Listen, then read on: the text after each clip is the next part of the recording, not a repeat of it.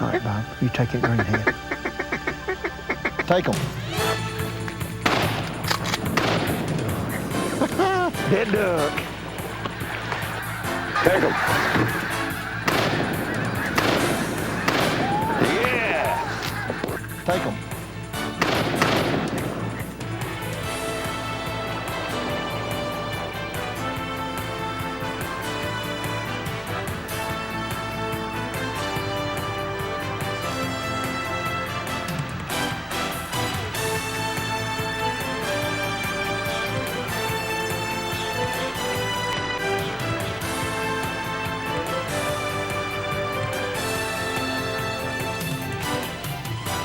Buck Gardner Calls and Hunter's Specialties present Take 'Em, hosted by 1994 World Duck Calling Champion and 1995 Champion of Champions Buck Gardner. From the age of 6 years old, Buck has been dedicated to mastering duck calls. Since then, Buck has been a 3-time Tennessee State Champion and a 3-time Alabama State Champion. He's also captured the Western Missouri Open, the Music City Regionals, and Mississippi Delta Regionals. Take 'Em chronicles a waterfowl season with Buck Gardner and his friends, Tom Balzer of Manitoba, Canada, Bob Mabe of Missouri, and a special appearance by Hunter Specialties Pro staffer Bob Folkrod. Take 'Em is brought to you by Advantage, the makers of Wetlands Camouflage, the official camouflage pattern of Ducks Unlimited. Beretta, a tradition of excellence since 1526. Gerber Legendary Blades, a worldwide leader in cutting-edge technology. Maglite, the work of art that works. Rocky Shoes and Boots, the real deal since 1932. Realtree, the makers of hardwoods camouflage, blend in or go hungry. Whitewater Clothing, hunting isn't something we just do, hunting is who we are. Winchester Ammunition, what America shoots. And by Buck Gardner Calls and Hunter Specialties, for sportsmen, by sportsmen. Now, here's World Calling Champion and Champion of Champions, Buck Gardner. Hi folks, I'm Buck Gardner, and you know one of the things that I like the most about waterfowling is the wide variety of species. You never know what you're going to encounter, and that's what you're going to get on this video, variety.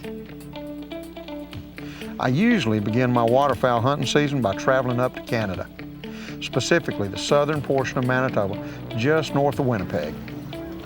This is a major staging area for ducks and geese. A staging area is generally an area where ducks and geese come together and concentrate into large groups just prior to beginning their fall migration. Ducks and geese that we see later in the year in the southern portion of the United States begin their fall migration in these staging areas. There are many migration routes that make up a flyway, and there are 4 major flyways in North America. The Pacific Flyway. These birds migrate down the westernmost corridor of states just west of the Rockies, and they travel as far south as Mexico and some all the way down to South America.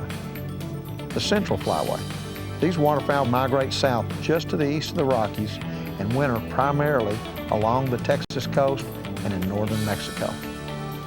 The Mississippi Flyway. It's the largest flyway, gathering waterfowl from the entire central and northern region of North America. More hunters pursue ducks and geese on their annual migration down the Mississippi River than any other flyway. And the Atlantic Flyway. These birds come down the east coast along the Atlantic Ocean, and they really congregate in and around the Chesapeake Bay area. Some continue as far south as Cuba.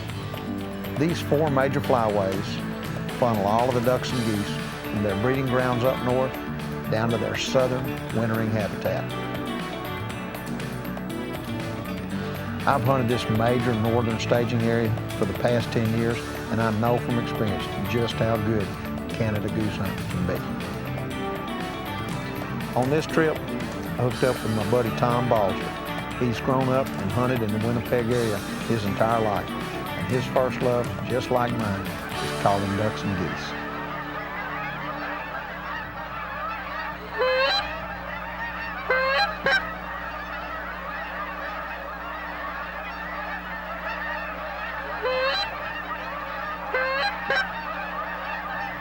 Boy, we just got here in Manitoba. It's Sunday and we can't hunt, and we're just scouting. And there's so many geese in the area. There's thousands and thousands of geese here north of Winnipeg. And in the morning, first thing, we're gonna go get them. Man, look at the geese. If that doesn't get your blood boiling, nothing will.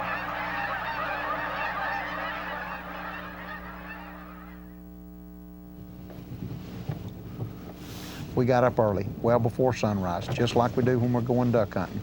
Got our decoys in place long before shooting time. All right, let's put this guy right here, kind of facing into the wind. All right. Canadas will always land into the wind. This day, the wind was blowing out of the north, so we got our decoys set up, facing north, ready to go. It was just a matter of time.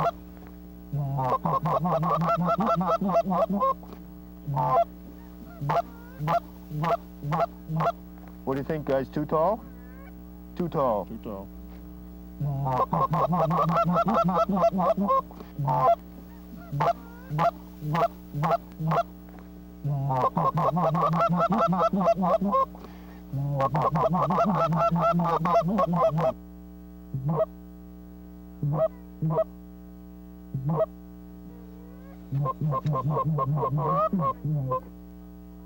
Ready, guys? Take them now, guys.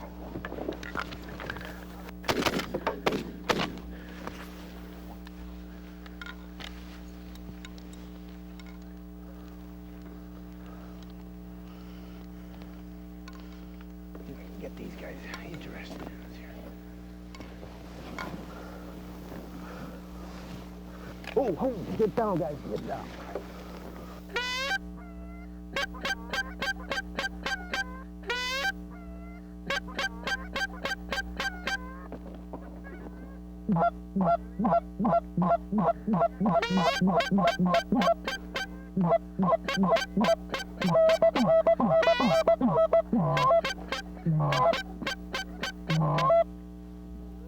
Take them.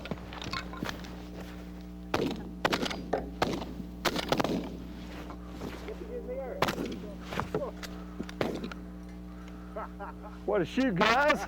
How many did we get there? 5? More coming, guys. More flocks coming out of the west. More birds coming, aren't they? Get him under here.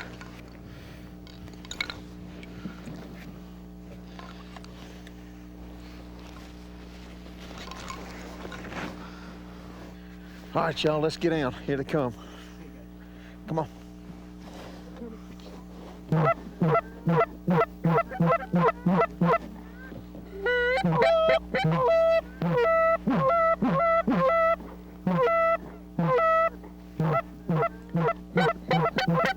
You're in, Tom.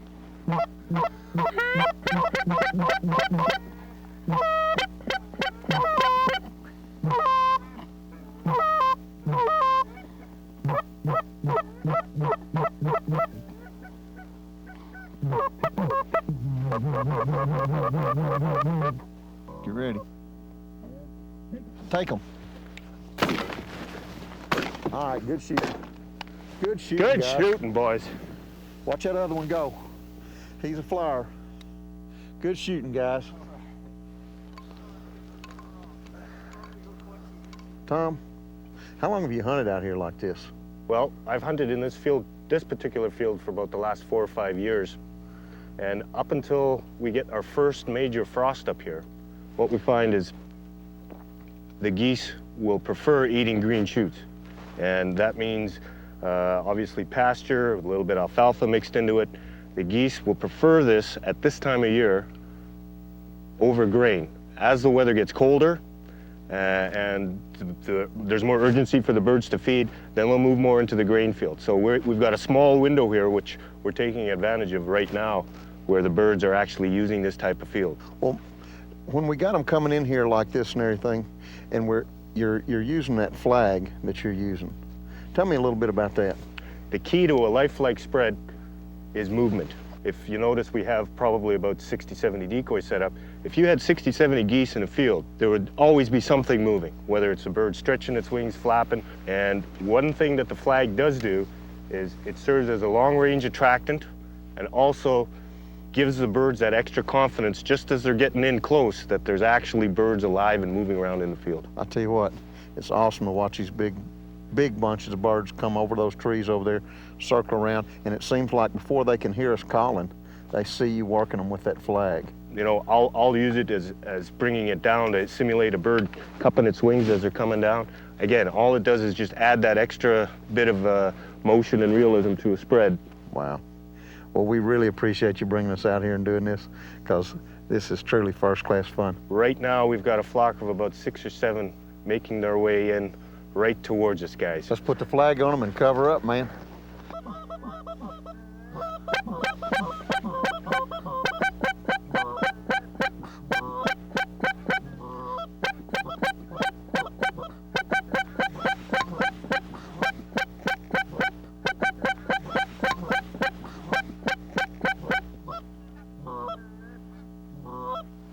Take them. There we go. Good shooting. That was a fantastic hunt. Now let's head south and do some duck hunting. The waterfowl migration pattern takes us next to the flooded bottomlands of central Missouri. Normally, the waterfowl season here is enhanced by big fall rains, and this year's no exception. It sends all the duck hunters into the woods hunting for the very best spot that they can find. However, this season brought an unexpected amount of rainfall. I think 12 or 13 inches fell in a 24-hour period, and it even caught the local critters off guard when the water came up so fast. This is a situation where you really need to know the basics of calling. A call that I'm using and I really like is our new double nasty. This is a call that we designed a whole lot differently than anything else we ever made. This is a double reed call in a single reed frame. And what that allows you to do with 2 reeds in a single reed frame is you get the versatility or the range of a single reed call with the ease of operation of a double reed. I know this sounds basic, but what I'm going to show you is how to hold it and why. You got a barrel and an end piece. I love this little call, and I want to go right into the basics of how to hold a call, how to blow a call, how to put it up your mouth. I always teach everybody to hold the call with the hand that they don't write with. I call it calling with your offhand. Me, I'm right-handed, so I call with my left hand. The reason is strictly safety purposes. I've got my best hand available to reach over and pick up or hold a loaded gun, okay? Then, the way we design this call, I tell everybody when you put it in your left hand, there's a little soft fold of skin between your thumb and your index finger. Lay the insert in that area, fold your finger and your thumb together, forming a little semi-salute. Then you can have that where your hand is actually an extension of the barrel of the call, just kind of like on a trumpet, okay? Then I take the call. If you notice, we designed the end of this call to where it looks just like a mouthpiece on a Coca-Cola bottle. It's easy to put up to your mouth. It's comfortable. You lay it on your bottom lip and tilt it up to your top lip and just give it a little kiss. And when you do that, you form a seal so that no air escapes on either side. I tell everybody you talk into a duck call. You don't blow into a duck call. Push the air up with your diaphragm. Me, I got well-developed diaphragm muscles made just for duck calling. And the way to get that air to come up with your diaphragm instead of blowing is thinking like a quarterback who comes up to the line when he's calling signals. He uses his diaphragm to say the word hut, hut. He goes, hut, hut, hut. If you think about duck calling, forcing your air up like that, or if you were going to fog a window, you're taking hot breath from down deep in your belly. You don't go, it's to fog a window. You do the same thing in a duck call, and you shut that air off right at the end. I say the word quit. In my mind's eye, I think I'm saying quit, quit, quit into a duck call. If you notice, I don't pop that T. I don't say quit. I'm saying quit, and the T freezes. It's kind of a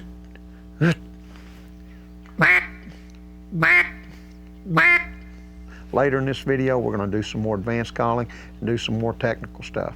Right now, we're gonna go see my old buddy Bob Mabe, and as you can see, he has mastered the basics.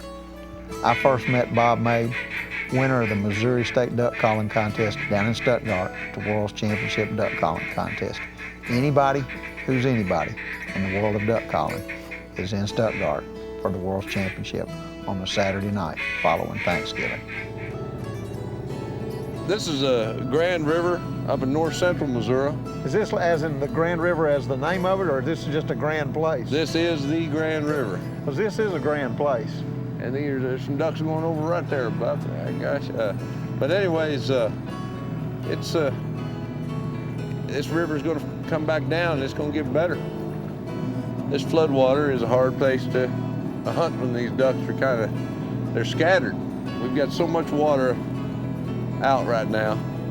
Well, but she's starting to fall, so that's going to help us. Bob and I located a good spot to put out our decoys earlier. And as any duck hunter knows, weather can make or break a potential good day of duck hunting. And today was no exception. We had it all. We had sun, we had rain, we had clouds, we had fog.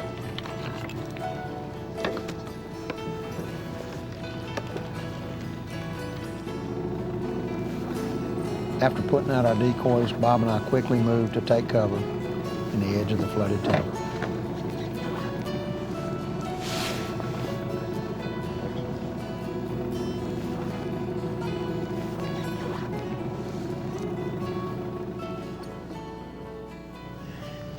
Let's load up. Let's do it. See, here we go. I'm gonna put 3 of them bad boys in there. Boom.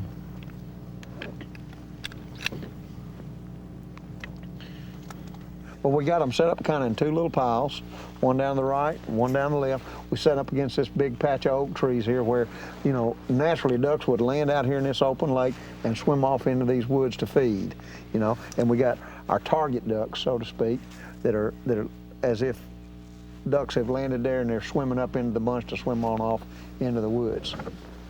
We're sitting in the lee of the wind here with these trees right on our back, and there's no motion out there in those decoys. And that little decoy paddling around out there puts riffles on the water. It makes it look like live ducks swimming on the water down here. And I used to didn't think those things helped, but I believe now that they really do. So all we got to do is do our job now with these duck calls and get them to come over here. We got to call at them a little bit. We're going to have to get them into this hole and you know, be a little bit aggressive with our calling, I think. You know, this water's dropping. There's 4 right there. Let's call at them, see what happens.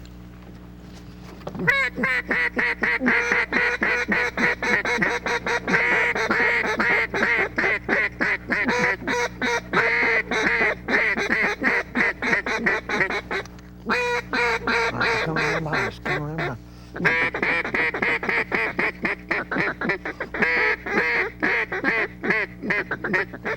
All right, they're coming in on your end now.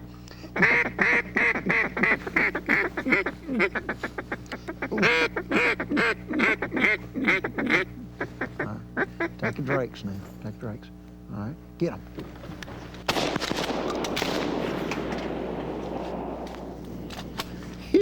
Good enough. Good enough. Good enough.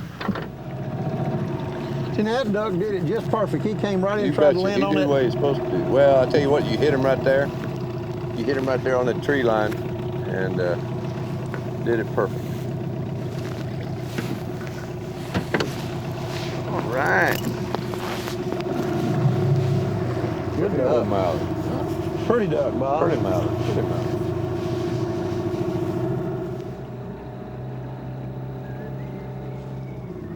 Let's get some more, Bob. Let's get some more, Bob.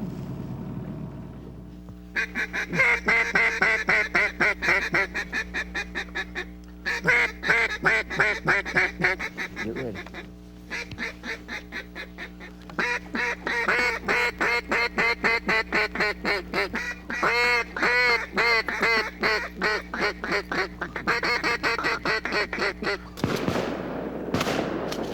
Good shoot, Bob.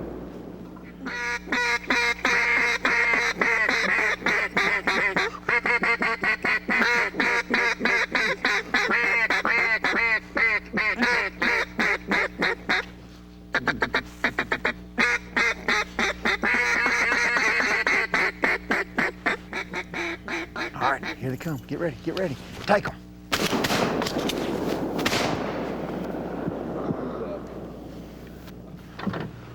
Let's sack them up.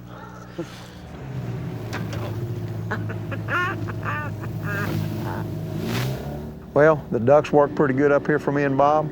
We didn't get them all, but that's the way it works. But we're going down to Arkansas now and wait on them to come there in about 2 weeks.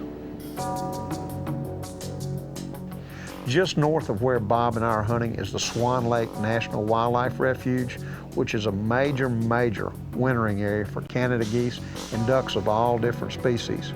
But it's also a little bit of high ground where the local deer herd went during this big rain that we got, including these 2 big bucks that put on quite a show. These 2 big bucks sparred and fought for over 15 minutes. And if you like this and you want to see a lot more of it and exciting deer footage, pick up Primetime Bucks 3 from Hunter Specialties. Speaking of whitetails, I'd like to introduce you to Bob Folkrod. Bob is a legendary bow hunter on the Hunter Specialties pro staff. During deer season, you'll find Bob stalking trophy whitetails all across America. But after deer season, Bob has rediscovered an old passion, hunting snow geese over in Maryland on the Atlantic Flyway. Bob, this is one of the farms that we might hunt tomorrow. Let's go up here and take a look at it with binoculars, see what we see. Boy, there's a bunch of Canadians and snows and everything. Yeah, it's a little bit of everything.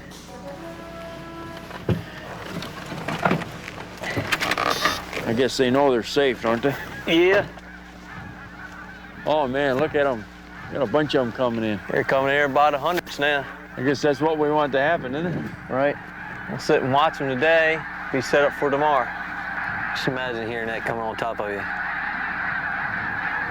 It's a nice bunch of them here. This is what they call when the geese start funneling. They start funneling like this, coming into the decoys. And you watch them, they'll go just spiral, go around and around, coming down. It's pretty neat. That's one thing real neat to watch. They're coming into the decoys. They'll turn right, and they'll end up turning left. You know, they go around and around. It's real neat to watch.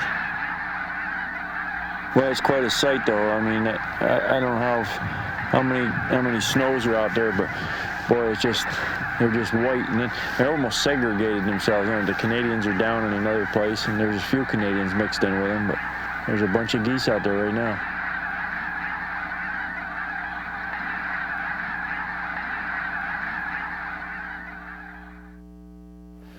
Morning. Morning, Bob. How you doing? Glad you can make it. Good to see you.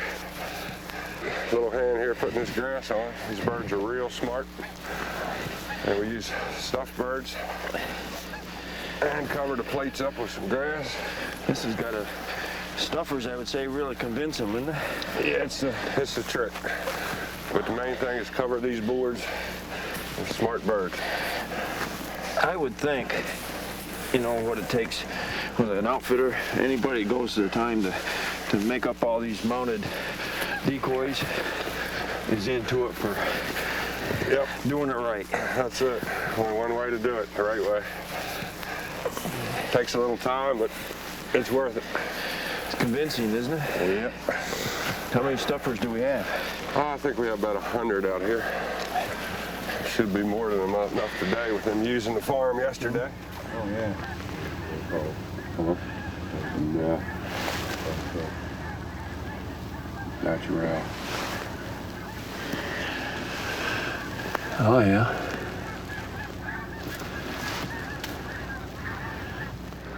Just a matter of time, Bob.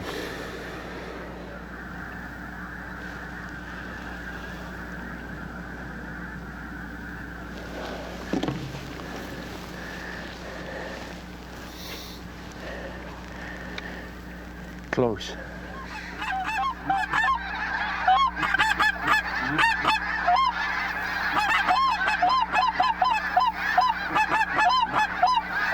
Okay, Bob, we got a big bunch coming right dead at us. Stay low. Stay low. Just a couple thousand birds. Okay, get ready. Get ready. Take them.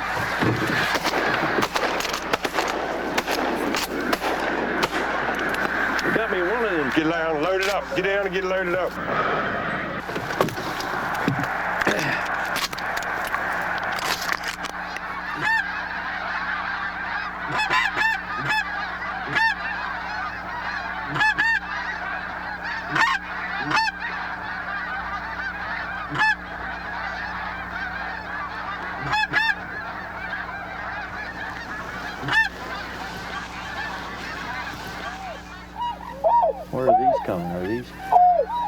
Are they snow geese? No, they're swans.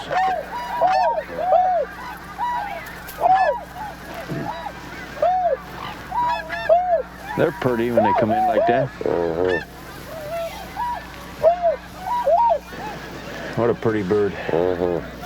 They twice as big as the Canadian snow? 3 times. 3 times as big? Well, you can hear them when the old wings are fluffing coming in. Well, they're quite a lot bigger than a Canadian or than a They're snow goose. probably 20 pounds. Yeah. With about a 6-foot wingspan. They And make can break a funny man's noise. leg. They can break a man's leg. You go up to pick them up, you know, if somebody happens to shoot one, Yeah. they can break your leg with their wings. But they're pretty. There we have a lot of Canadians out in front of us.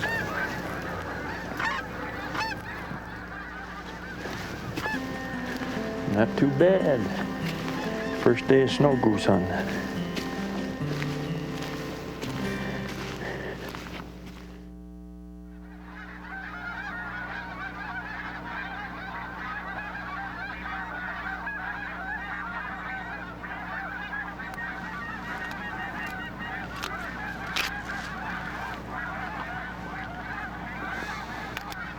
Oh, got some coming in over here. They start to get close. We'll wait for the guide. He'll tell everybody keep their head down and not to move.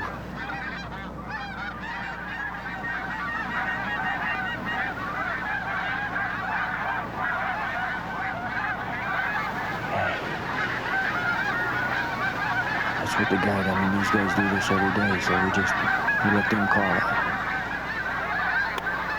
They're coming right over top of us. Gotta wait for the guy to say, can you come in?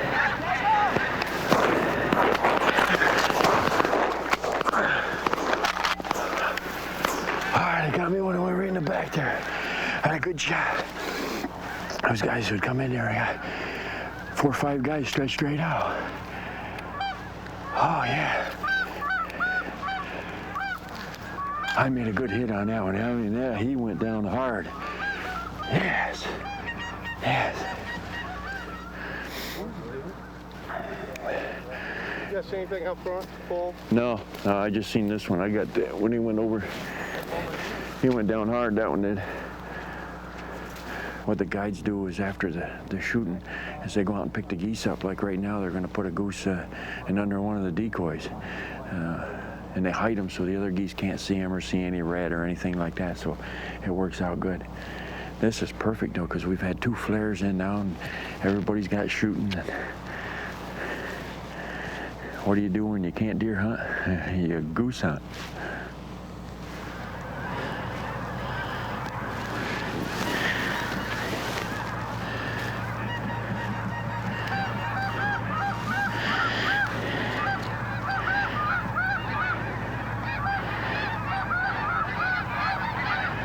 We're still waiting for the guides to call the shot.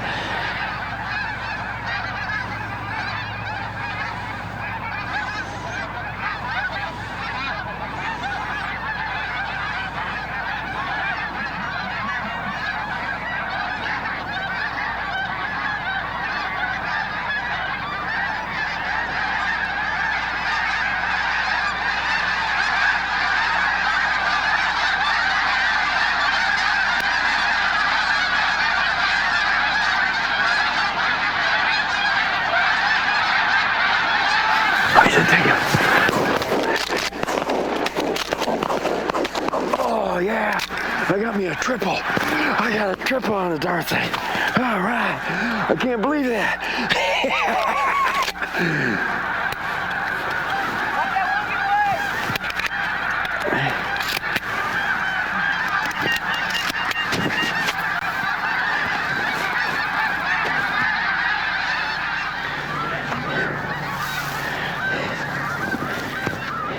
Oh yeah. Instead of shooting at the whole flock, I think that's what bow hunting's helped me done, is it helps me pick out a bird. And I was looking for a single bird, and then once I got that, I went to another single bird. And I started to get excited, you know. It was like that big buck coming in. Oh my goodness, I'm saying, I got 2 down. Can I get, and I'm looking for another bird. And I picked out 3 birds and made all 3 good shots. instead of shooting at the flock. And that's what the guide said earlier. Pick out a bird, don't shoot at the whole flock. You think just because you got a big shotgun pattern there that you can take one out with you're just getting lucky. It's been 25 or 30 years, but it's starting to come back.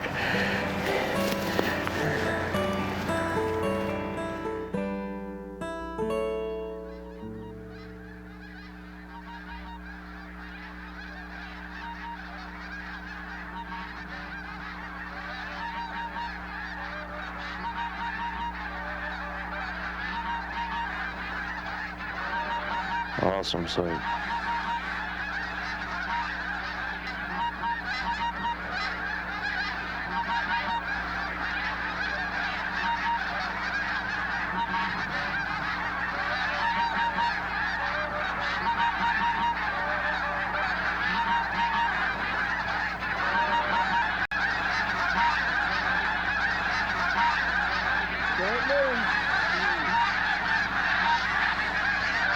Here we come. Here we come.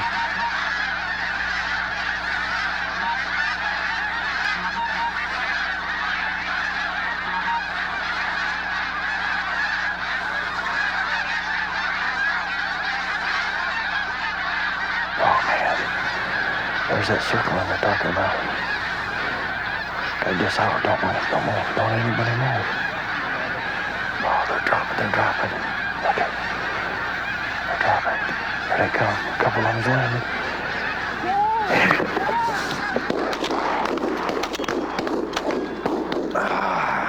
Got me two of them.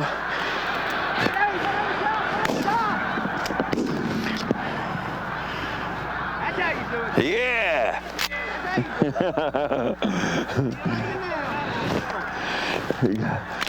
We got a couple of those. Missed one. Didn't get that triple like yesterday. But that's something laying down there like that.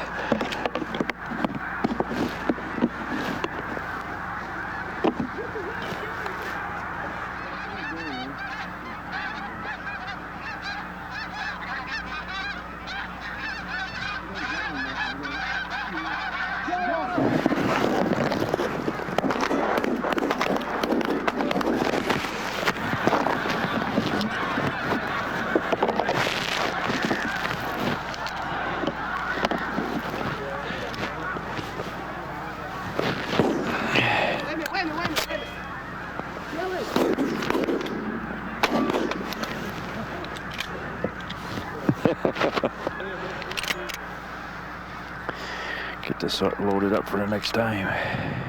Hey, this old bird has been good to me today. Ready for action.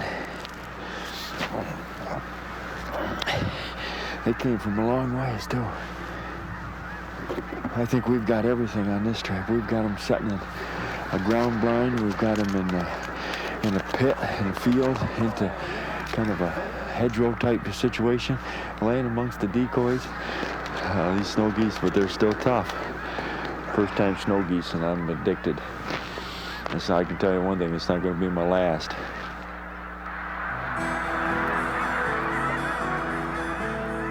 Wow, that was a great hunt with Bob.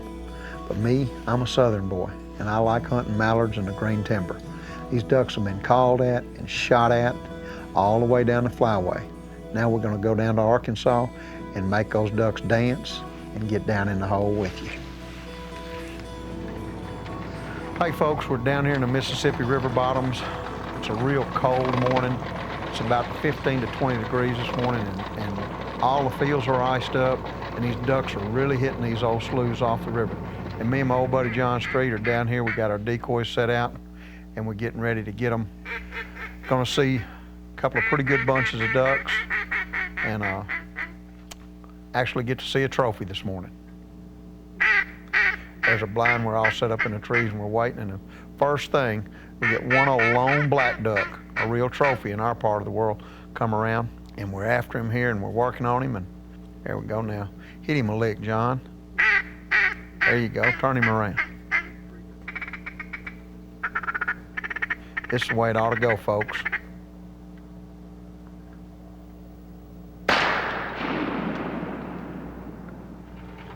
That's what it's all about right there.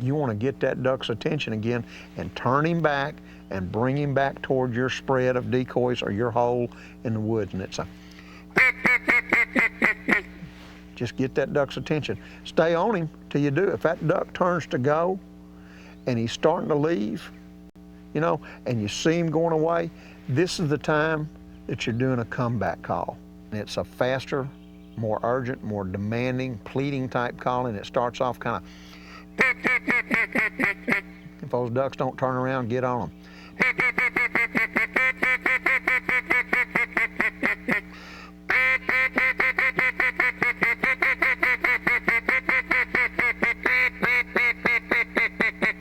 As they turn around and come back to you, do a little.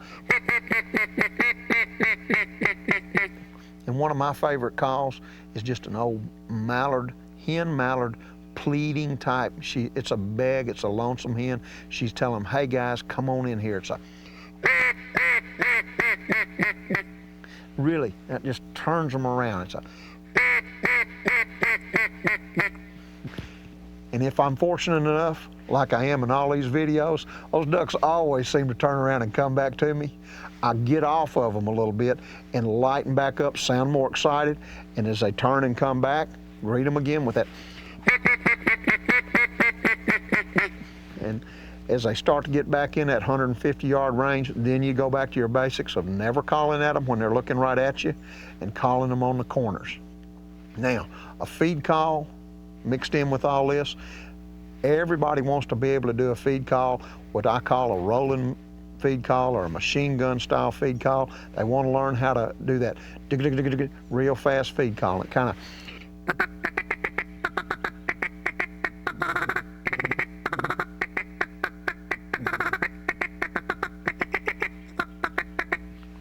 and in that, as those ducks are working around over the trees and you're feed calling to them, you can throw in just a little bit of quacking, a little and it kind of goes like this.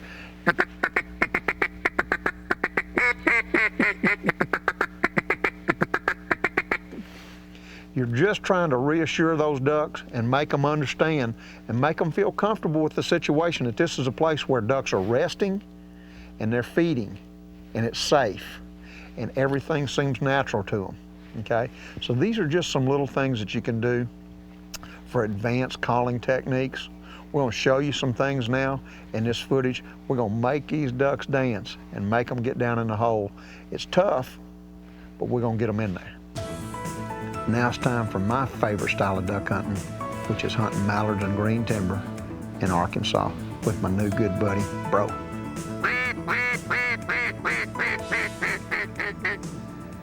We're in northeast Arkansas.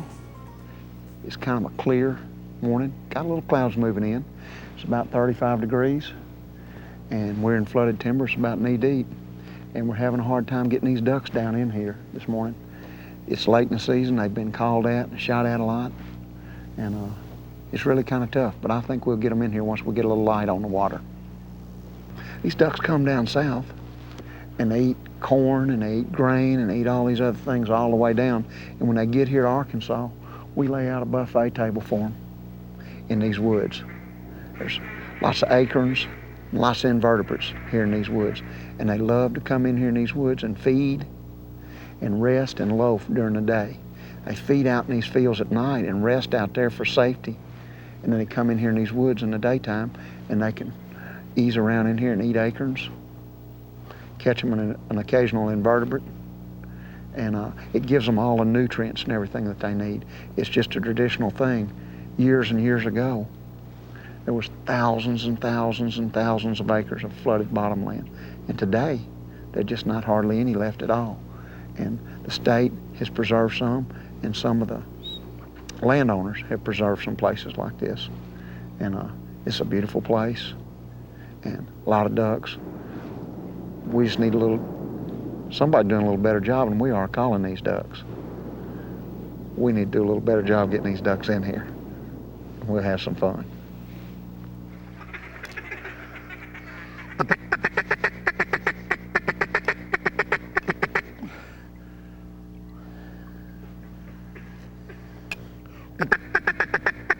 They go on.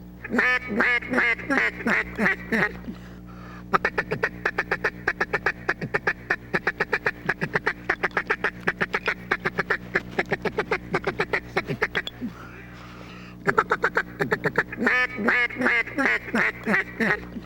they come around.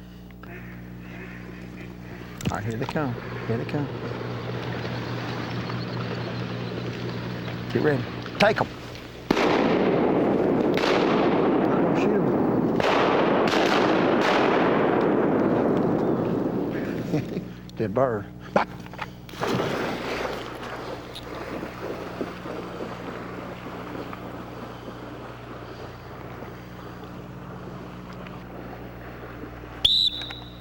Jack.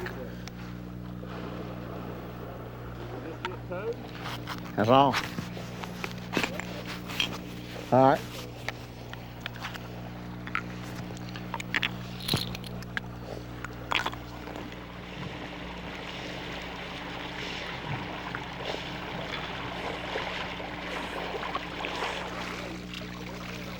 Yeah, good boy. This dog picked up watching ducks faster than any dog I've ever had in my life. He's never hunted before this year. And the first morning I took him out and I was quacking at ducks, he's watching me, and old hen hollered back up there. When he turned and looked at her, and he's been on them ever since. He's a good pup. His official name is Monty Cropper's brother, and we call him Bro for short.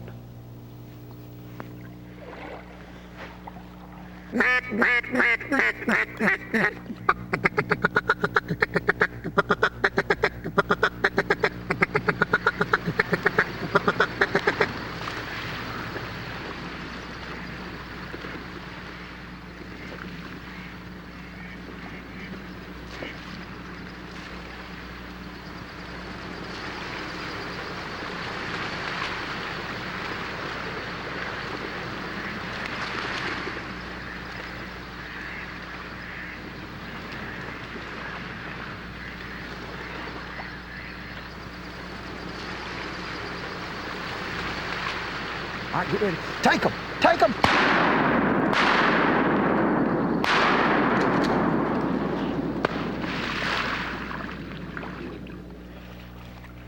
Calling technique this morning is really getting them on the corners and feed calling a lot. They seem to be, not seem to be, they are. They're a little hole shy, and if you call at them very aggressively, it seems to spook them.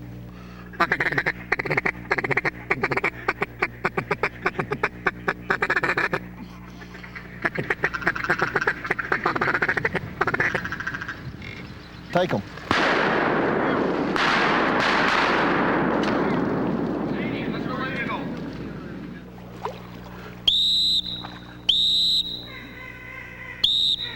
Arr.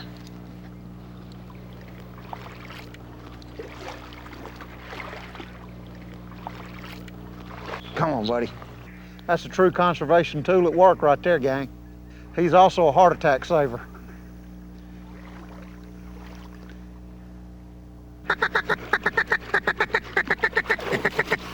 Yeah.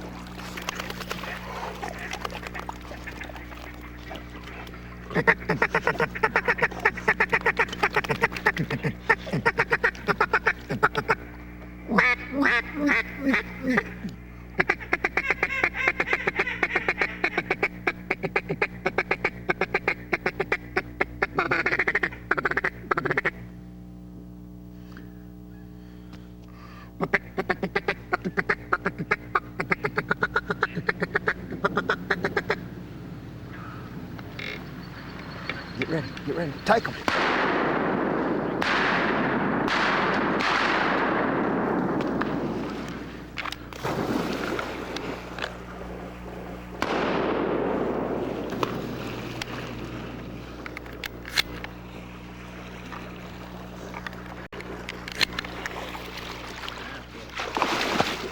Get up there, boy.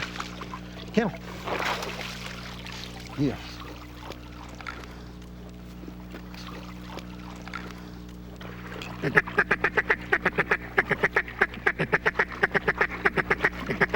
when I swing my leg and I splash like that, what I'm trying to accomplish is make some riffles on the water where when these ducks fly over the trees, it looks like other ducks down in here feeding and moving this water.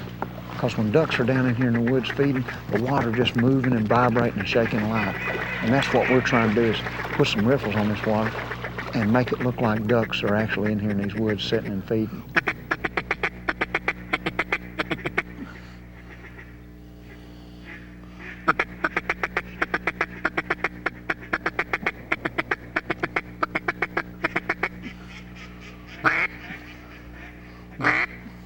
Shoot him, Jim. Shoot him. Shoot him. Good shot. Shoot him if he hits by you. Go.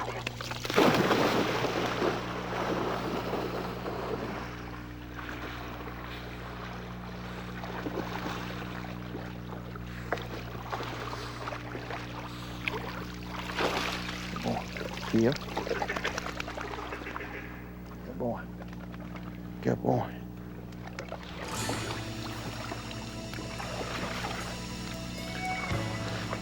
What a great time when friends get together like this and harvest a full limit of mallards in the flooded timber. When it works right, it really works right.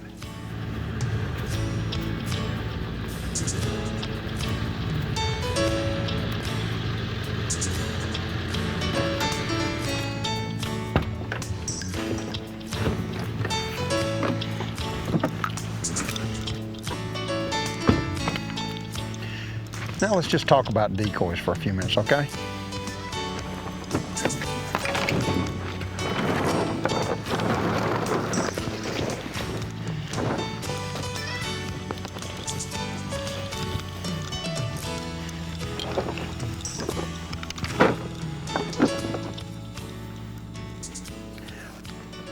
What we want to talk about here is basic putting out decoys in rice fields or flooded timber, real shallow water situations where the water is foot and a half deep, 2 foot deep. And we're using decoys that got real short strings on them. They're made just for this. And they're real easy because you don't have to do anything with them. You don't have to wind them up, nothing. You take them and pitch them. We try to make it look as realistic as possible. Me, when I'm hunting in a rice field, I try to put me out a couple of small groups or a couple of large groups, but they're separated from each other and there's a landing area in between them. Okay, this is real important. And then when you set up, if you're setting up in a willow bank or wherever on the edge of the rice field, don't set up where you're right in that landing area where when the ducks come in, they got to be looking at you. Make that landing area a little to your left or a little to your right, and try to keep it where when the ducks come in, they're focusing on that hole and a place to land, and when they're looking at that, they're not looking at you. It's just a real important little trick, and it helps a whole bunch when you're setting out these decoys. One of the things late season is when you're putting out decoys like this, you ought to pair them up as much as possible to make it look realistic to these ducks, because late in the year, they're beginning to pair off. The question is, how many decoys are enough? This is something that's gone on forever and ever. But where I grew up hunting in the woods, we didn't use a lot of decoys. But then as times changed, we started hunting out in rice fields, and we got to where we put out more and larger spreads of decoys. In big water or big open areas, I think you need a lot more decoys because it looks more realistic. It's still got to have the same basic realism that you do with smaller sets. It's got to look like a big bunch of ducks setting out in a field, or a big bunch of ducks relaxing and loafing out on a big lake. In the woods where we hunt down here, we use very, very small sets of decoys. Sometimes 6, sometimes a dozen, sometimes 2 dozen. But generally it's little groups of decoys. We're in small holes in the timber and put those decoys out in such a way that they look like ducks that have just landed and are getting ready to swim off into the woods. We put about 5 or 6 foot strings on our decoys. That way we can hunt with them almost anywhere except for big, open, deep water. And then when we get to where we're gonna hunt, we short string those decoys. As you can see, we got a lot more cord left on here, but if we put all this cord out and throw it out, then it'll get tangled up with the other decoys. Easiest thing to do is wind it up to about the depth that you want it. Just make a little half hitch, slip it over the keel, snug it down, and then when it sets in the water, it rides at just the right depth and it's not drifting around tangling up with other decoys.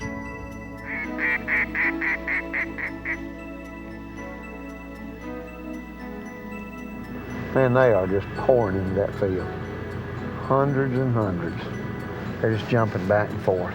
We got 3 fields here that we use as a rest area, and they're just trading back and forth between them, just one place to another, to the next, to another, and it's awesome to watch these ducks come in here.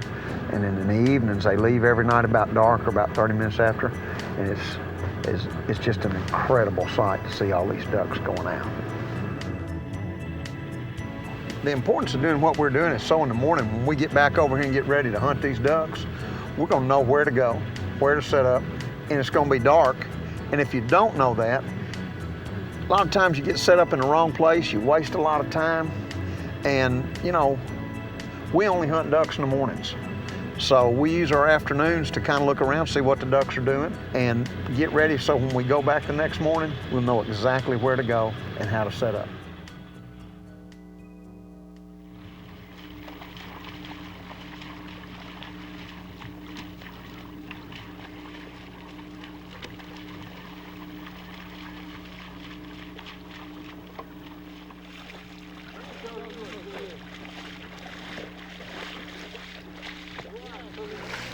Well, all right, yesterday we scouted this area, and today we got the decoy set, the wind's kind of right, and we're gonna get them.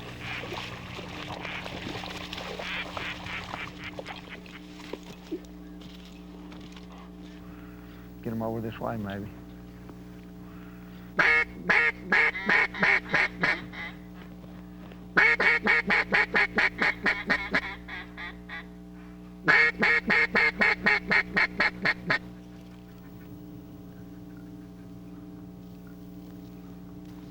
Take them, Joe.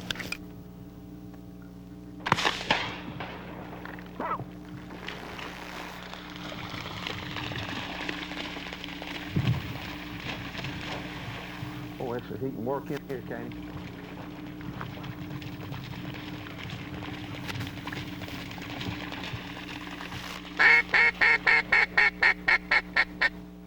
They're skittish, ain't they, Joe?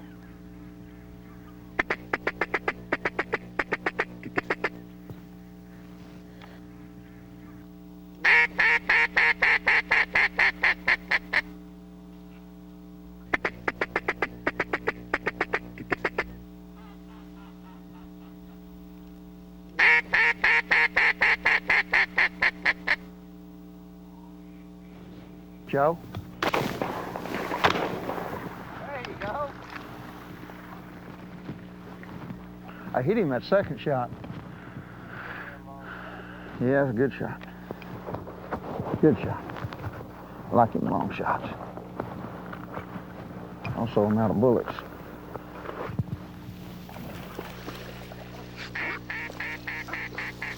Hold. Give. Give. Good boy. Good dog.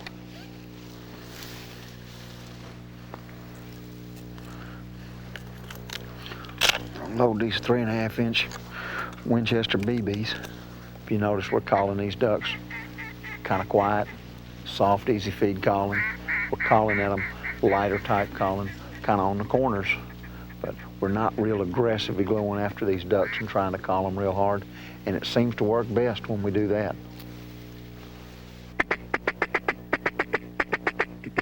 Get ready, Joe.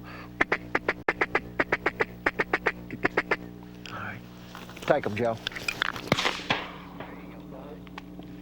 All right, good boy. Dead bird. Back.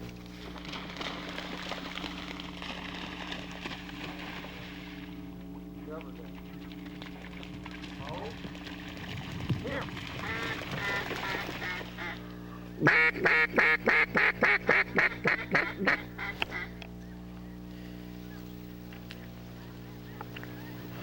It's late season. These ducks have been here for, some of them, a month or two now. They've been in the area, and they're skittish.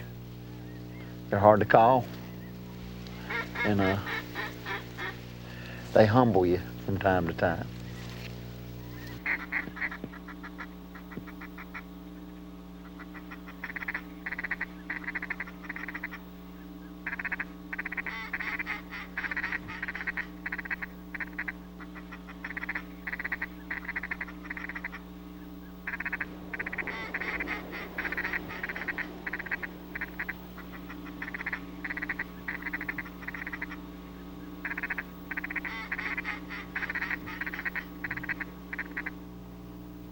Get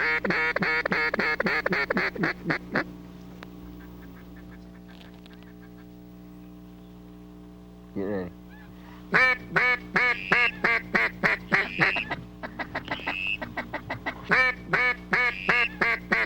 Take them.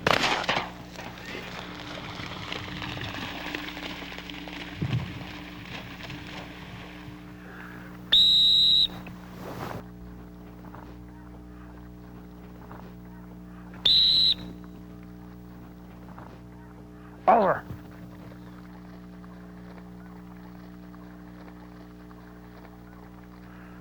Get in there.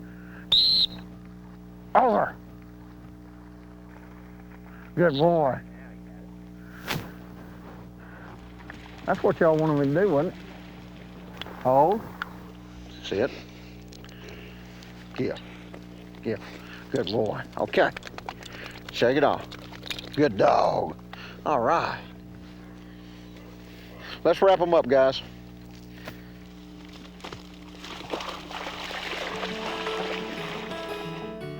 Just because duck season's over doesn't mean all the fun's over with. This guy right here, old bro, he's my new best buddy. We're gonna train and work all year long, getting him more prepared and more ready for next year. We'll do a lot of things working with dummies and retrieving and just making it fun. And this is something you can do and get outdoors with him all the time.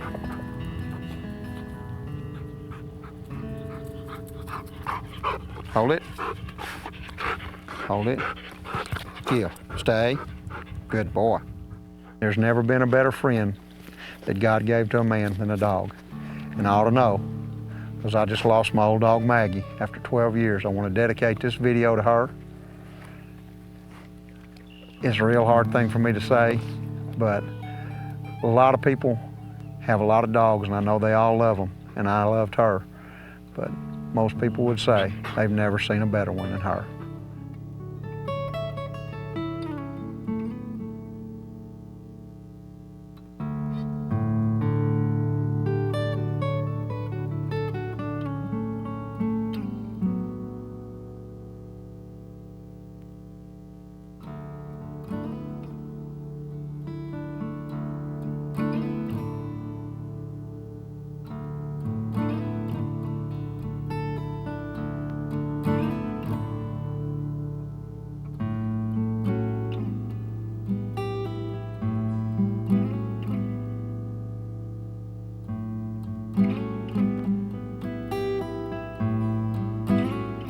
Folks, I hope you enjoy this video just as much as we enjoyed making it for you. And I hope you learn a little something from it, because I know we did while we were making it.